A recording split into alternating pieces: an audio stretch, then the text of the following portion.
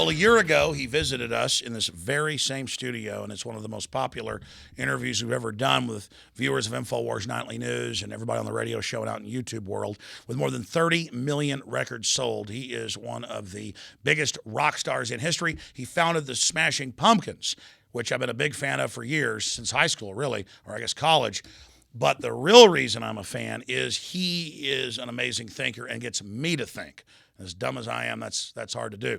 Billy Corgan of Smashing Pumpkins here in town to play in Austin, Texas to a sold-out crowd. Good to have you here, my friend. Thank you. Wow, we just talked for like 5 minutes before we went on tonight, and I wrote like 14, 15 different points that you said you wanted to talk about. Where do we start? I mean, Billy, you've got the floor. Well, last time I was in Austin, you and I went out to dinner and had a conversation. And you were expressing sort of frustration with the, as you're dealing with the information that you deal with on a daily basis, you said, look, at some point the negativity of all of it gets to me. I believe in what I'm doing, but, and you weren't asking for advice, but me being me, I gave you some. And I said I thought that InfoWars would benefit from a spiritual perspective, meaning history has shown, whether it's Gandhi or Martin Luther King or Jesus, that the way to really confront evil in its various forms is to find something within ourselves that doesn't resonate to the fear that's being perpetrated and propagandized, and form a collective. I've heard you say on your show many times, if people would just form together in a common idea, there's no way this can be beaten. Which is why I think you're astute to call it an info war, because the future really is about who controls information and who decides what the information is worth. And what we see from many citizen journalists now, the second and third waves beyond what people like you started, is they're finding clips of things that don't get played on the nightly news, the stuff that you and I never saw growing up. Like even today, this morning, I watched the exchange between Feinstein and Cruz over the gun issue. That's the kind of thing you would never see. And I got to watch the entire exchange. It wasn't edited. It wasn't leaned. I didn't have an anchor on the back end going, oh, can you believe Cruz? Da, da, da. I get to make my own value judgment. So where am I going with this? Anyway, so. Well, no, I mean, your own instinctive first look. No, that's absolutely what's happening. So now there's a wider range of information out there. I think we could agree that intelligence is one thing, but street smarts is something that most people have. Most people, if they come from immigrant class like my family did, they had to learn how to survive. And if survival in the modern world is understanding, what the difference is between what we're being told and what we're actually finding when we get our paychecks and things like that, we have to go and seek out that information to deduce it. So I think a spiritual perspective on top of it, and when I say spiritual, I don't necessarily mean a dogmatic spiritualism. I'm talking about earth age-old tenets that mean something. Family means something. You talk all the time about how you've read these eugenicists and stuff talking about breaking up the family and stuff like that. Well, I've seen that in my lifetime. I've seen where television has turned very anti-family. I mean, if you didn't believe in a single conspiracy in the world, if you just watch television like I have for 40 years, you've seen a very negative bias against families. Families are basically made fun of. Men are emasculated on TV constantly. Where does that come from? Is that a cultural thing? Is there somebody predictively programming that? Is there an agenda behind that? Those are all serious questions to ask. So I think it would behoove you to open up into an additional realm in the information that you seek, which is how can we kind of look at some of this information from a more positivistic and spiritually rooted perspective so that we can confront these things and not be overwhelmed by them, but we can kind of look into our communities and unify with like-minded thinkers to kind of take this on in a way that's not basically succumbing to the same low vibration thinking, which is aggression. Like, I love it when you say, I don't believe in this being a violent thing. I don't want people to kill. I don't want guns being used. I don't want a violent revolution. Well, the system wants that because they think that's an area they control. Well, you definitely see where the events where people have gone off recently being propagandized, obviously to make other agendas, illuminate other agendas that they obviously want pushed through. And those are scary things for most people. So again, how do we look at these things from a different perspective so it's not, because because the thing, look, if when you confront negativity in any form, and being in public life, I mean, confronting negativity is just part of the game or part of the job, because invariably somebody's going to disagree with you if you have any perspective. You have to go to a place within that says, well, how important is this really? And I think when we're looking particularly at modern propaganda, I see a real turning point, particularly like people in my community and my family, where they're not so want to buy this propaganda anymore. Recently, we saw with the sequester where the Obama administration ran out there and made it sound like the sky was falling, and the sky didn't fall. And you see really for the first time, maybe in the 5 years or 4+ years of Obama's presidency, where people are really starting to doubt, well, maybe what he's saying isn't, I'm not just going to take it at face value, the people who believe in the things that he said at face value. And that doesn't mean you endorse the Republicans either. They love to make it like, what, you're with the Republicans? No, I get that both of these systems are contained within the overall same control mechanism. People are going off the reservation. You talked about the paradigm of propaganda and how they use fear, and people see me get angry and they think, you're trying to scare me. No. I'm saying our house is on fire. Let's put the fire out. But they're the ones that I see using the fear, trying to teach people they're powerless. If you really look at what the corrupt forces are doing, it looks like something done actually from a position of weakness. Well, I would say it like this. Why has information in the modern age become so valuable? I'll play a show in front of, let's say, 5,000 people. Well, if all 5,000 people decide to rush the stage, there's no security that's going to stop them. Well, it's the same thing with governments. They want the populace to be kind of neutered in their thinking because they don't all want them rushing over the gates, a la the French Revolution. Now, we don't want that. Neither you or I have any faith in violence being a means to an end. So why do people want to control this information so vociferously? Why is literally administrations out there, and not just our own, willingly lying? and what's amazing is you see citizen journalists finding out the lies and actually making cogent arguments of where the lies are coming from, and creating historical precedents, or putting their own YouTube videos together of this guy said this and then now he's saying this. And I think that's fascinating because, and I think you were astute intuitively or otherwise to recognize that the info war was really going to be the war, the war for hearts and minds, right? Because essentially if people believe in what's happening, well, then they're less likely to question it. And so this slow degrading of family, of community, of even with the way the new papacy is being viewed, saying, oh, it's got to be like this, and why isn't the new pope like this? Where is all that coming from? That's the way I look at it. It's sort of like somebody who's standing on the sidelines, because as somebody who's been in media for over 20 years, people are scrumming with that football for a reason. That's not an accident. Why are we being fed a particular agenda worldwide? And why is it so destructive? You were talking about Walter Cronkite, and then there was, in Chicago growing up, 2 papers that said the same thing, and it was almost just basically accepted because there was no other venues. And I said, has it always been that way? And then repeat what you said. I think it's always been that way. And I think what we're facing now is you have a lot of people doing an end around where they're finding their own information. So what do people do when they feel like they're losing control? Well, they up their control mechanism. If it's the media, they up the sensationalism. They distract you with somebody's boobs or somebody's latest DUI arrest or something like that. I mean, it's fascinating. My assistant back in Chicago, for whatever reason, when you put on the computer, it logs into Yahoo, and they've always got this top 10 list. Whatever the top 10 searches or whatever most traded search. And it's fascinating because you'll have this world crisis, number 2, and then, Kate Upton's nose will be number 1.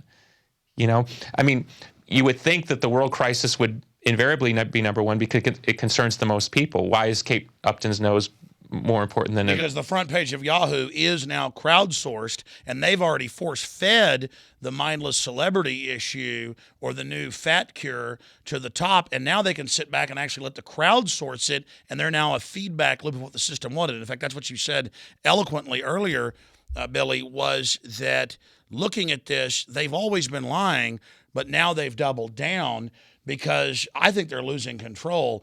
And the system is just men and women like us. They're not all powerful. Let's reference your Piers Morgan interview for a second. I think it was fascinating because that was one of those crazy moments where the mainstream, for whatever reason, whether they thought, and I don't want to make it about Piers Morgan because I think it's a much, much bigger issue. People in that position, usually, when they decide to bring somebody that would be considered fringe, a fringe thinker, usually kowtow in that position, or consciously or unconsciously sort of diminish their message, or they're shouted down by somebody, like they were going to have you against, what's his face? Dershowitz. The fact that you didn't kowtow is so rare because most people in that position with, oh, wow, I'm at CNN, I gotta kind of go, I want to be back here again, and I want to, basically they trade their internal integrity for the opportunity. That's basically how the record business works. Like, hey, you want to be here, you want to be on the Grammys, you want to say these things, don't go too far, which is why you rarely see in the music business or in the entertainment business true radicals, because they're attacked. And only the most talented survive the wave of attack that will come. Hence, somebody like Sean Penn can be considered a top actor, a political activist, a social activist, and still be routinely attacked for his views, whether they're right or wrong, because sort of the might is right, like his talent can trump the attack. Most people can't survive the attack. So for everybody who listens to you regularly, they know that, despite your boisterous and vociferous personality, that you're a real person, right? So normally they, try to put their thumb on you, and I'm not saying it was Piers Morgan. I think it's a much bigger collective groupthink. I don't think somebody made a call and said, let's get Alex Jones. It's sort of a groupthink, and then the minions do what they think they're supposed to do. No, exactly. It's like a spirit, or almost like you watch birds, like a school of fish turning in unison. I told you that before. I having been in those channels, I don't think people are making direct phone calls. I mean, you put people in positions who will do what a bulldog's supposed to do. That's right. They pick the personality, knowing what they're going to do. And if that personality blows the situation up, they can just get another personality and say, well, we didn't have anything to do with him. Remember there was I think it was a CNN journalist who said something, about, I don't know if it was something that was certainly under that context was could be considered racist, but the guy was gone the next day, and they said, oh, we don't, those aren't our views and stuff like that. I mean, the point is systems are meant to be systems are put in place to keep people in line. Well, the American system, the system that you and I grew up on, where we recited the Pledge of Allegiance every day. We were drinking, I remember they used to hand us little cups, paper cups with pink liquid. Oh, what's this, a polio vaccine? I mean, no parental consent. God knows what I was drinking. Cancer viruses, on record, SV40. Well, no, you're absolutely right. Way to cheer me up there. And so really things are actually much better today. The system is so out of control. Well, it is true, but don't worry. No, but I think people are waking up is the good news. But here's the thing. You have so much information now. So let's I mean, this is a really bad analogy, but let's say this is control. This is the system that was there. Okay, well, it's expanding, contracting. People are trying to smush it back down. People that exist outside that system, either the system has to expand and try to include them in the system, which is what people would normally call the sellout, or you have to have enough oxygen on your own to exist outside that system. Ultimately, the system is predicated on the idea that they can either buy you in at some point, like you said at one point, like I think you said Fox News wanted you to do a show, or a lot of stuff, yeah. Yeah, those are those moments where they're trying to bring you in the system. They're trying, and again, I don't think it's somebody making a phone call. You've amassed a personal power, and I know you don't like to make it about you, but I think it's a good example in this moment. I've amassed a particular power. We'd actually, if you think about it, we don't actually have that much power. The ideas have power. Exactly. And that's the thing that's dangerous, and that's maybe where the spiritual turning point is. As long as you hammer on ideas that are important, as long as I sing songs that have to do with real things, they can replace people like us, but those ideas don't die. History has shown that. And when a bunch of people pick them up and say, stop telling me I'm a loser, stop telling me resistance is futile. Going back briefly to Piers Morgan, they were doing stuff, to be behind the scenes, so I blew up at them. And it was so out of line to get out of the coma and get out of the trance. And I didn't even understand it. You sent me a text like 30 minutes after, I guess you'd seen it. You said, that was the greatest ever. You've broken the trance. And it shows the little guy has the power pulling the curtain back. And I do think, as I'm not hyping things just because I'm in it, I think that was a Wizard of Oz moment. I agree with you because we don't know. Look, we're all struggling. I talk to people all the time. We're all struggling what this all really means. And there's tons of stuff that don't fall into the realm of conspiracy. How are we going to reconcile carbon taxes? How are we going to reconcile the cost of Obamacare? Every time they come out with a new estimate, it's double, triple, quadruple what they originally sold it as. I mean, these are very real things. It's bankrupting everybody, I know. Right. Okay, so these are real things. So as we're all trying to reconcile where this is all headed, if it is globalism, if there's some sort of massive cabal underfoot, if somebody up at the top is rationalizing, hey, at the end of the day, this will be perfect. Yeah, you'll all be opiated, on your soma, but we won't have wars anymore, and there won't be crime anymore because everyone will be wearing some kind of tracking. That's what they say, yeah.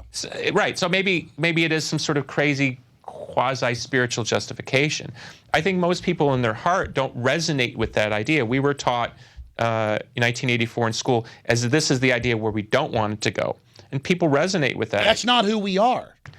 Exactly. So back to the point, and this is why I would encourage you to push for more spiritual subject matter in a non-dogmatic way. Universal. Right. People, look, what was interesting to me about that, because I'm not a gun owner, I'm not a total anti-violence on every level if possible, except probably my big mouth. But it was such a rare thing to see a person being real on television. Just the act of being real. I'm a real person, I'm saying a real thing. I'm not controlled by the environment, like you said, in the Wizard of Oz castle. That alone, just that alone is paradigm shattering. And that's why it was uncomfortable for people. Yes, but here's the thing. You also have generations now growing up watching YouTube clips of cats playing piano and people doing silly things, but they're also seeing citizen reporters, things like that. So these two worlds are kind of coming together and they're ultimately going to clash, right? As you point out, the ratings on many of these programs really aren't that big. Sometimes the Drudge will put he always has the ratings. It's shocking, the ratings. That's what I'm saying is we're entering this kind of interesting tipping point where who's going to control the message, right? Who's going to control the message? And I think it's important if information is like, the Linus ball, this big thing of dirt, I think it's important to put in value systems that everybody can resonate with that are apolitical. You oftentimes talk about your family, you talk about nature. I think these are really important things to kind of lend depth to the argument. I agree. I think what you're saying, and correct me if I'm wrong, because you said this at dinner, but this is something I really realized. I get angry at myself when I'm walking on the Greenbelt and I saw the other day the moon and sun up at the same time with like clouds, and I was like, this is hallucination good. I mean, this was gorgeous. And just the birds and the wind and the smell of some flowers, and I'm down there walking with my dogs, and I thought, it's horrible that I'm even giving the system all this power about how evil they are and all the things they're doing. But I've got to get people who are at a lower level to realize that's happening, to get them to look up. The system wants to keep us in an artificial box. And that's what this matrix thing's all about, to not see and feel the universe around us. So I get what you're saying, but how do you translate that? Because yes. I think you have to turn to people who have... let's call it a deeper well of perspective that is timeless. So I would love to see on your program you talk to people who are Native American elders who have a spiritual architecture and engineering that can talk about how someone 400 years ago would have viewed. I mean, how did the Native American population? If you've ever read Black Elk Speaks, that's an interesting thing. He had visions about how his tribe and his Indian nation were going to be overrun by the white people. And look, I'm no expert in Native American affairs, but what are the chances now that the Native American population of America would ever go back to the way it used to be? Very small, right? Whatever's happened. and even though most of it's incredibly unjust and continues to be. So the point of moving forward is a point of integration. Like it's that old, it's like in Star Wars, same thing. It's like, what does the enemy teach us about ourselves? I watched this Star Wars recently where Luke's got to go in the weird thing, and he ends up, defeating the ghost Darth Vader himself. And it's really himself. And I mean, that's what spiritual languaging teaches us, is that, and back to what I wanted to try to address, is propaganda works on the idea that they're going to touch something in you that you're afraid of. It's fascinating sometimes to read people's comments. I mean, there'll be something that very much concerns them, and it breaks down in these sort of interscene squabbles that don't have anything to do with the thing that was being talked about, because they actually can't deal with the issue that's being presented. That's why they'll distract off into some conspiracy that has no basis in reality, instead of the trillion-pound elephant hiding right there in the room. Now, I just hope that viewers out there realize that you have inherent power. I think that's what Billy was saying earlier. It's the basic bedrock spiritual things, our conscience, our programming, things we know are true. That's what threatens the system. I think most people have a hard time understanding it, let's call it its highest levels. Like if you went to if we went out the door or down the street and went to the Burger King and we pulled somebody out from behind the counter, I think they'd probably have a hard time believing that their senator or their president or whatever are inherently evil. Whether you or I could make an argument for better or worse, right? But when they see things in their own communities, when they see things up close that really resonate with them. For example, the woman that you had on, because she was from my area, about where they forced the RF, the smart meter on her house. Yeah, that's, I grew up basically 10 miles away from where she lives. That's the kind of stuff that people go, well, wait a second, And she's videotaping on her own property, the police without warrants putting a meter that dials in and spies on you on record. Mm-hmm. On record. And then she and her neighbors are arrested. Look, my crew can't hand out our magazines downtown. They write us tickets. That's what I'm saying. That's the kind of thing that people can relate to. So when you start to connect those experiences, if they have a perspective by which they can start to see where they can do something about it, that's the difference. And I think activism is a weird thing. I mean, you can stand up at your local council and, like that woman said, they'd formed this organization, and for 2 years they'd met with city council. And obviously, I think in the story that she told, the city council had accepted some $11 million from the government, and they weren't going back on that decision. So she's basically facing a brick wall, no matter how realistic her arguments were. So there's an inherent negative. She can't get anywhere. She doesn't want this thing in her house. But that video that they made was very, very powerful. That's a real thing that everybody's seen millions of times. No. Right. So what is the system going to do? We should talk about this. Well, ultimately, if we look at history, they're going to try to either shut down alternative media, or they're going to try to control it, or they'll create their own Alex Joneses. I look at it from the intuitive point of view, which is you have to trust something above yourself, whether it's your own familial intelligence or God or whatever you believe in, or if you don't believe in anything. There is a power to turning loose and believing in it actually does work. Like, look, I've been on stage, I don't know, 2,500 times, and I faced, people throwing stuff and all. If you go up there waiting for it, in a way it almost kind of invites it. Now, that doesn't mean I'm weak if I go up on stage not anticipating it, but you have to sort of it's sort of like the Jedi Knight thing. You got to be prepared, but you don't walk around in a state of anxiety. If you look at these systems of propaganda, they're predicated on being able to check against your fear and or anxiety, right? Like government. The government's going to rescue you now. Don't worry. But then every time you turn around, the government's churning up this fear. And it's weird because when Obama came out in an interview recently, said, our debt's sustainable for 10 more years, don't worry. But then he was just on TV last week going, we're going to lose firefighters and the world's going to go to hell. And you know what I mean? I call this an open war against reality. And they have a term called gaslighting, where it's the famous play and then a film in the 40s where the guy's beating his wife, doing horrible things to her, but going, I'm not doing this. And some people, it's like a learned helplessness or Stockholm syndrome. They then because if you just deny something, it has a weird effect on people. It's like they're trying to overturn reality. What would you say to that? I look at it like this. You've been talking to a minority, right, for 10, 15 years.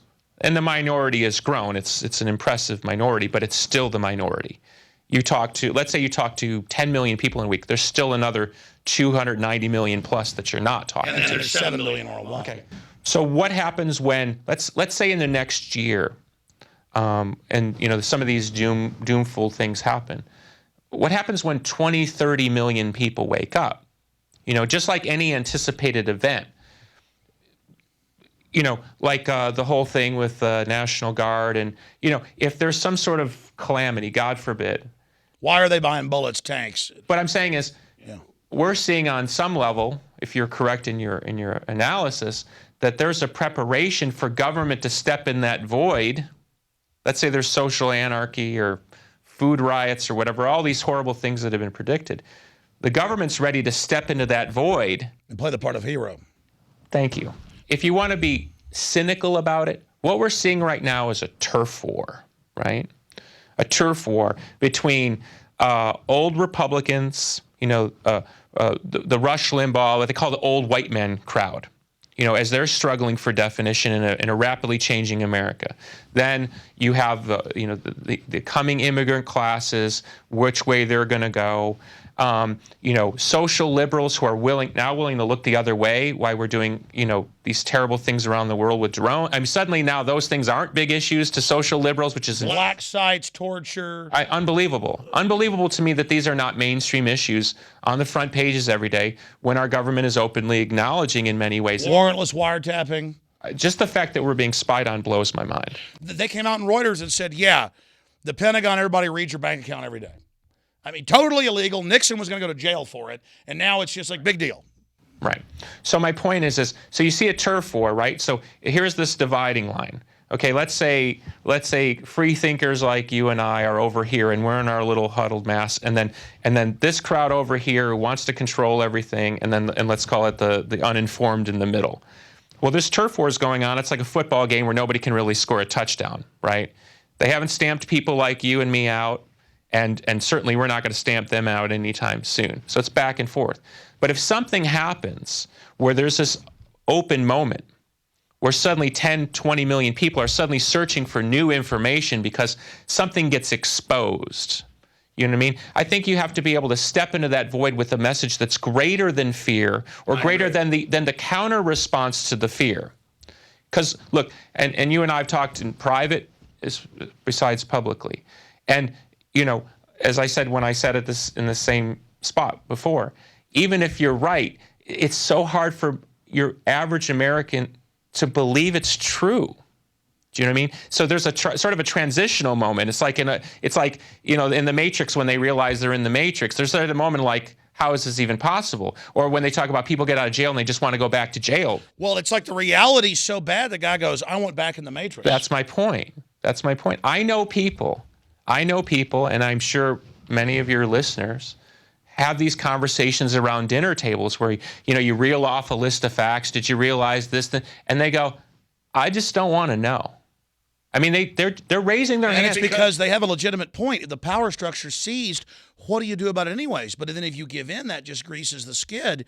But my point is those people that sit around those dinner tables that admit to their son or their daughter or their uncle, hey, you got a point. I know things are weird and government, but I'm not going to do it. But there will come a point where it's going to touch them in a way where they're going to have to do something. Let's be cold. It's a game, right? This is a big game, and who gets to win and who gets to control how the pieces move about the board. Okay, there is going to come a point. They may knock the whole board off. Well, that may happen. But that would only happen if they're willing to admit that people like you are right. Right? That'll be a double down. That'll totally. That's like the double down, right? Mm-hmm. Right.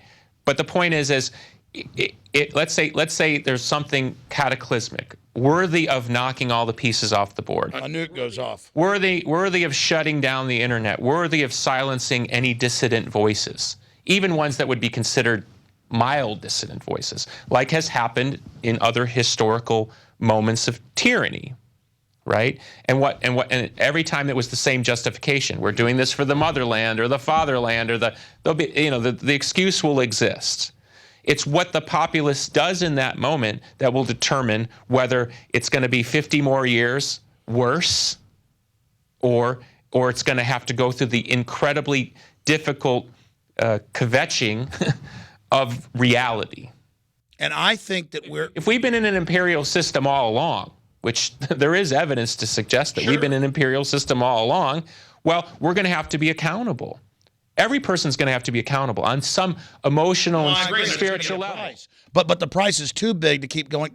What you just said, if they do push it to that, I think all the fake liberals, all the fake conservatives, what's happening is they've denied. And when you deny so long, you get to where you'll deny anything just to say you were right. But then it becomes so, what was the word you used? Absurdist. Yeah. Yeah. It becomes so absurdist that it becomes a joke. And I think that's what's happening it was like Robert Gibbs 3 weeks ago on TV. He came out when he said that they told him there's no such thing as drones. And this is a guy who's supposed to go out there and put his entire credibility on the line. I mean, think of him as a human being. And he said it's Wizard of Oz. This is an admitted program. But I'm saying let's look at it from a slightly spiritual perspective. I mean, Robert Gibbs is a real human being, right? Yeah. Okay. I'm sure he's got a family. Smart guy. Okay. He's obviously made his way up through the ranks. He probably worked, crap jobs. So there he is. You're the PR guy for the president. I mean, if you're a PR guy, that's the job. You're the number one guy in America. You got the best job. The media. And then they tell you, and they send out there and just basically lie. I mean, this guy's got to put his entire credibility, his entire career on the line and lie about something. And then why would he come out now and say it? I'm seeing more and more of that. Because it's like any other regime. He's thinking, I don't want to go down with this ship. You're seeing now, there was another insider, can't remember what it was about recently, where another guy he wrote a book. But see, I think that Gibbs moment was like my Piers Morgan moment. More and more people are going, I'm not going to play along anymore. But the question is, if we're talking about it coldly like a game, right? The question is, does anybody care? If the tree falls in the forest. So the spiritual issue is people better start caring again. But that's my point to you is, you can win all day long on the facts. Okay, I once sat here and said, even if everything you say is wrong, I like the argument. Now let me reverse it. Even if everything you say is right, there is a segment of the people in this country particularly, and in this world, that we need to get on board. We're not going to get them on board with fear. We're not going to get them on board with facts. We have to touch some other part of it. Exactly. What do I do? But that's what I'm saying. I think you have to diversify your message into a broader thing that's sort of unassailable. Okay, let's use the Star Wars analogy. The Death Star is orbiting the moon. Star Wars, Episode 4. It's about to shoot the moon, and that's right when they blow it up. It's kind of that moment when both line up. The stars are aligning. It's going to be in that fulcrum point. And either the dark side's going to win and set you back 1,000 years, or you're gonna go and because just because you stop that Death Star doesn't mean you can stop the next one and the next one and the next one. Yeah. So in that case, it's a lone victory against a still larger force. Yeah, so we're entering this prime jump point zone, this crossroads. You said we need to have a spiritual talk, and I think this has been a transcendent talk because you've definitely taken me a long way into understanding. You said, Alex, you need to hit that next level, and you're like, I don't know exactly what it is, but we all need to hit that next level to beat this. That Martin Luther King, Gandhi, or what Jesus talked about, that moment. So what in your gut, your spirit right now, what do we do then? I'm talking to the people because you're right. If they don't want this freedom, if they don't want to be free, if they want to be slaves, then we're going down. That's what I'm saying. So what do we say to them? I think you have to find look. Just because I wrote one good song doesn't mean people are going to listen to the next one or the next one or the next one. It's the collective message that I've been able to create that's allowed me to have a wonderful musical life. Because I've been able to create sort of a broader message that has an appeal to lots of different people for lots of different reasons. I think you've been at the tip of the spear for a long time. Personally, on some level, that's worn you down because you are literally shouting against a mountain every day. Yeah, and half the time I'm so burned out, I'm not even functioning. But my point to you on a personal level is if you can draw from a deeper well of source, sources that go back thousands of years. So I need to climb another mountain. That's what I'm saying. You go read, or bring in somebody who's an expert in people who have a deeper understanding, that bring in the historical and spiritual perspectives, because we're not the first people that have faced this. Yes, we're the first people that have ever faced this in this way, with technology being at the core, the immediacy of communication. But you can't tell me 500 years ago or 1,000 years ago, people weren't facing the same paradigm. Well, they were facing the Roman army that was like, super high tech compared to them. Exactly. But I'm saying, but tell me that it was any different. Tell me it was the natives facing people with guns. Yeah. Right. I'm saying, how were those things overcome? You said you're reading a book right now about the African slave trade. I've read those too. It's amazing. I mean, it's I can't think of the man's name was Barth. He traveled in Islamist Africa in the 1850s. He was a German guy, but somehow he got a British commission, and obviously the British were sending him down there to see how reasonable would be to go and intel plunder. Exactly. Scoping. But he was a scientist, and he rationalized going. But he witnessed what was an awful slave trade, and he said that in his notes, he said that the African slave trade on other African tribes was shocking him. He thought it was simply sort of an imperialistic type of thing, and they realized that the slave trade was going on. Why were Africans enslaving other tribes? Because it was, your big tank against my big tank. It's just a different paradigm. My point is it's like local cops. This system's destroying their kids' future, but they'll still be mercenaries and do it. But look, I would take anybody at any system. I once went out with a woman who grew up in the Soviet system, emigrated in the 80s, lived there until she was 11 years old. She said her parents would tell her, don't talk too loud about the government because the neighbors will report us. I mean, imagine growing up in a society like that. Well, you know what? Now we actually have to think about that. No, they have people report us all the time. We have FBI showing up all the time. And I mean, I can't hand magazines out right. Okay, but look, but people were in denial when I first Saturday night did a video about this from Galveston before I drove back, or Friday night drove back Saturday. People were saying I was a liar. Now we have the photos and video out. They're on YouTube saying, "What's the deal?" I mean, I can't hand magazines out on a street corner in America. Okay, but stop. Think about that for a second. Let's look at it from a different perspective. The guy that's standing there, right? I'm a listener. I know this is stupid, but this guy up here told me I better do it. I meet TSA agents who are frisking me down, who are embarrassed to be frisking me down because they know my music and they know me, and they know I'm not a terrorist. Right, and they're embarrassed. Why are good-hearted Americans willing to follow orders? Do you know what I mean? Why in other tyrannical regimes were those people willing to follow orders? I think you have to address those questions, and I don't think you can address them on the veracity of the fact, which is it's dumb. Okay, most people, if you sat them down at a table and explained the story, they'd say that's dumb. Okay, but this kind of dumb stuff's going on every day. Kids being expelled. Some kid said to another kid, 5 years old, something about shooting him. I mean, I grew up playing cowboys and Indians. It doesn't mean if a donut looks like a gun, they're kicked out. What about the bubble gun girl? Right, but I'm saying is I think you have to start getting into the mind of and I hear you say it, and I think it's a powerful message when you say, hey, you out there who think you're going to get away with this and they're not going to come looking for you at some point. Don't be fooled, right? But I think you have to get into the heart and mind of what their motivation is. In wrestling, they know that, but they're in the minute, they're scared. What they say in wrestling, right? The bad guy has to believe in what he's doing. So even the bad guy believes in what he's doing. He's been propagandized. I'm beating this kid down for America, or whatever they're thinking. You understand? I'm dropping this drone on a whole wedding party to get one guy. Collateral. Because I'm killing a terrorist. You have to get into that person's mind of why. Did you know they give higher medals to the drone operators than Purple Hearts? That's been suspended now, I've heard. Okay, but I mean, they're overdoing it. Like, you're such a hero.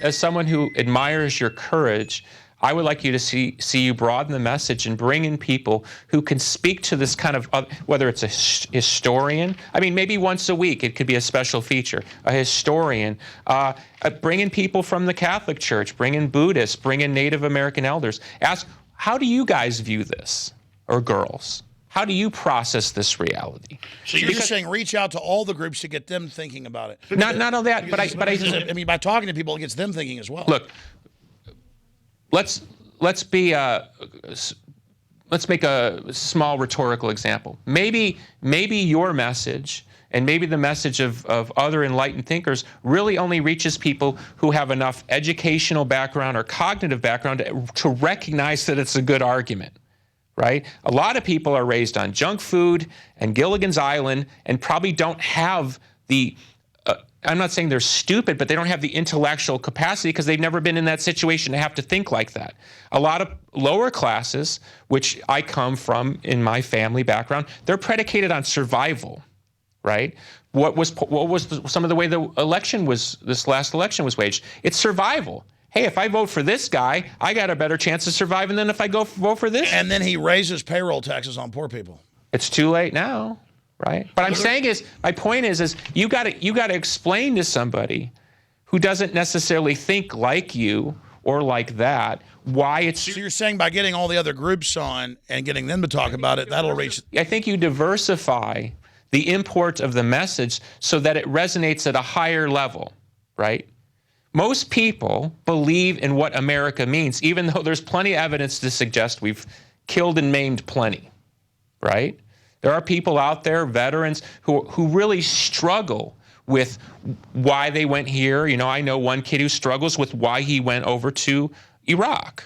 And the power structure knows that. They get them when they're 18, knowing later they're going to wake up, but by then they're now listed as the terrorist. What do you think about them saying veterans are the #1 terror threat? I find that probably one of all the things you talk about, I find that to be one of the most disturbing. It's bizarre. Well, I mean, it's over the top. It's interesting from this perspective.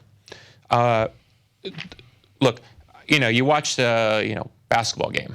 And there's the commercial for the, whatever, the Air Force. And it's like a video game, drones. And, it looks like, I literally think it's a video game commercial until I realize it's for the Air Force or something. They're blurring it.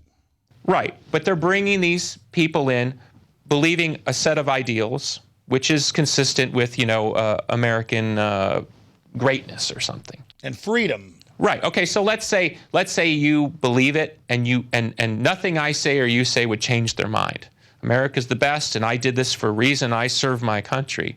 Well, now we have a lot of evidence to suggest that they're not being supported when they come home. The Veterans Administrations, all this kind of stuff, right? And even like them not allowing them to show the coffins when they come back. All that kind of stuff, right? Why are they flipping that narrative? Because that's a pretty big flip. From you're a hero, applaud the troops, to you can't even now we don't trust you with a gun. Wow. Or I saw that clip where the city councilman objected because there was a guy who was a veteran, had a right to carry. And did you see that clip? Yes. And he got up and left because he said, I don't want to be in here. And the guy was not breaking the law. He's a veteran. You know what I mean? They want to send him to foreign countries to kill people, but now when they have that right to defend themselves and have a Second Amendment here, they don't even want to be around it. It's like, but again, the technocrats want to send him to kill, but now they're scared of it. But again, I'm just using this as a point to illustrate what I'm talking about. What's the higher perspective on that? Why do we sell somebody so hard as a hero, and then what propaganda do we need to use to believe that they're dangerous? It's like spiking a cannon after a war. They're decommissioning a weapon. Right, but why do they need to do it that way? That's why I'm saying I watch that trend. Yeah, why are they? Because it's waking people up. I think the establishment has been very smart and professional in the past, but I think they've been smoking their own dope. I mean, more and more, because I always heard the argument that the elite are crazy, and I'm like, oh no, they've got it all together. Why do you think they're doing it? That's a really good question. I think that's a very real question.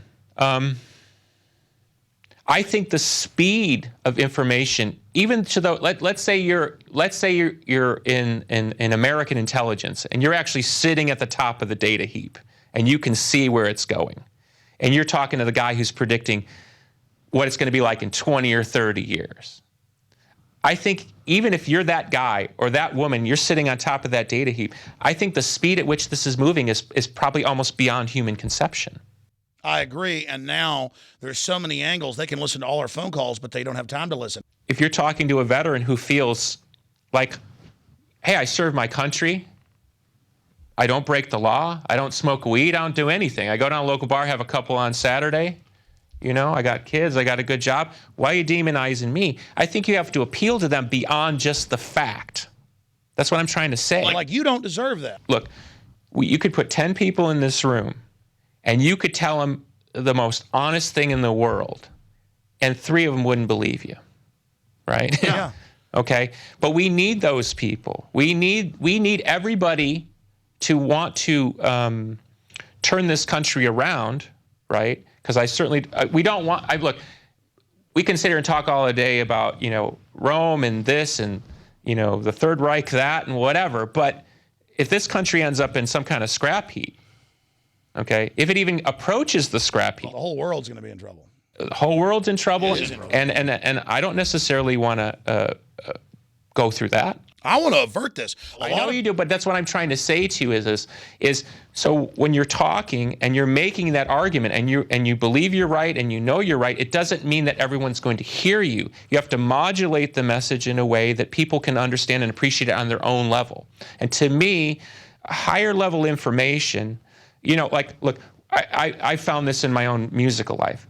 If I talk about music from a conceptual point of view, which is what makes music popular, why do people want to buy it, or whatever. If I talk about myself, people get trapped into thinking, oh, he's trying to sell me something, right? Yeah. And I think, I don't need to sell another record, I don't care, right? If I name other bands, they think, oh, you're bitter, you're just jealous of their success.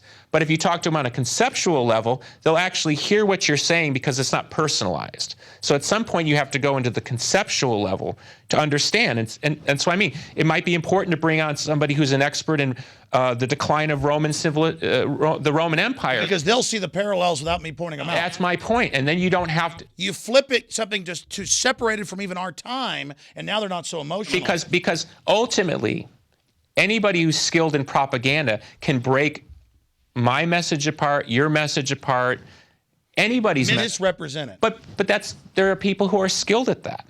They talk about it. They talk openly on broadcast and cable news about propaganda. It's not even hidden. They talk about a desperate tactic now to just normalize. Like I want to think Gibbs was trying to do the right thing, but he made a joke out of it. It's more of, okay, I lie, but it's because I'm the master. No, I don't think so. Yeah, no, I think it's a little deeper than that. No, I agree.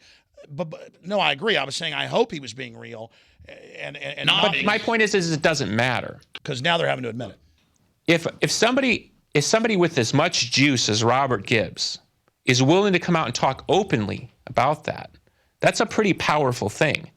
I don't care what his motivation. Let's say his motivations were totally self-serving. It doesn't matter because somebody who comes out from behind the curtain and says something, no matter what their motivation, that means what's going on behind the curtain is not as powerful. I thought it was interesting, just to go back to the Alex Jones Piers Morgan interview for a second. I thought it was interesting the way that you were attacked from both sides, right? Yeah. Because some people say, oh, you know, see, you know, what Dershowitz, there's your advertisement for why we need gun control. Then some of the gun rights groups, and I read like the next day, before the analysis sort of fell into where it was going to fall, which were saying, oh, that's what we don't want. Like, you know, he shouldn't have been like that. What's interesting to me is you were splitting a hair on the paradigm that rarely gets split. People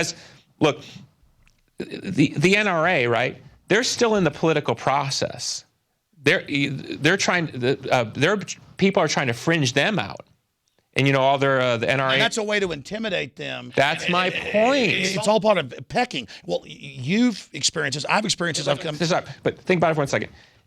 I don't know how long the NRA has been around, right? Since 1867. Okay.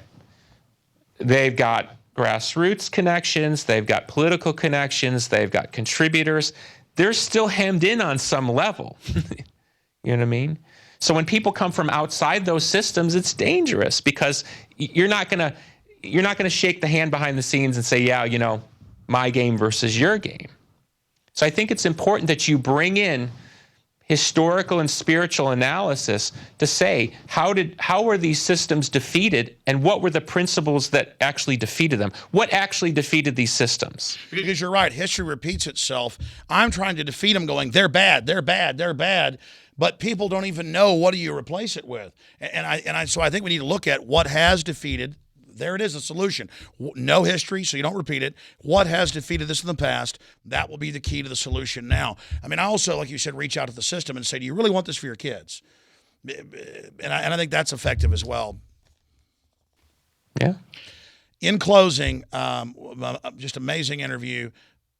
The website, we've had that on screen throughout. You've never went away, but there's been a big resurgence. Why do you think that's happening? I think just to make it consistent with the talk we've had, I think I had to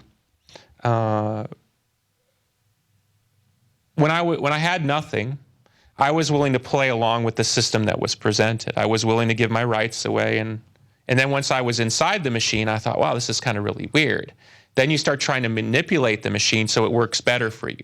Meanwhile, you're losing some part of your, we've all seen that movie. Artist loses their integrity or whatever in the process, and da-da-da-da-da. Well, consciously or unconsciously, I blew up part of my musical career because I was so uncomfortable with the sort of the falsehoods and the compromises of the music business.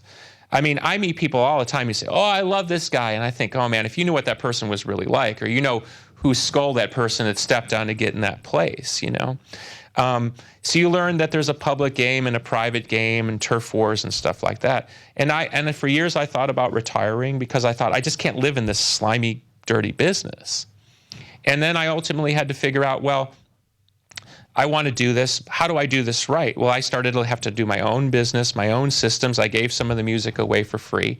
And then I amassed some other power that I didn't have before, or I recollected something within myself to where maybe I have something that I could have only had by going through that. And that's where I would sort of close. So you came out of Babylon or out of Egypt like Moses, went to the wilderness, and then came back. Yes. I think one of the most powerful moments in the story of Jesus' life is when he loses his temper at the money changers. You didn't say that last time. Okay, so. He knocks over all the tables. I think that's an incredible story because it says even a spiritually rooted human being can reach a point of frustration, right?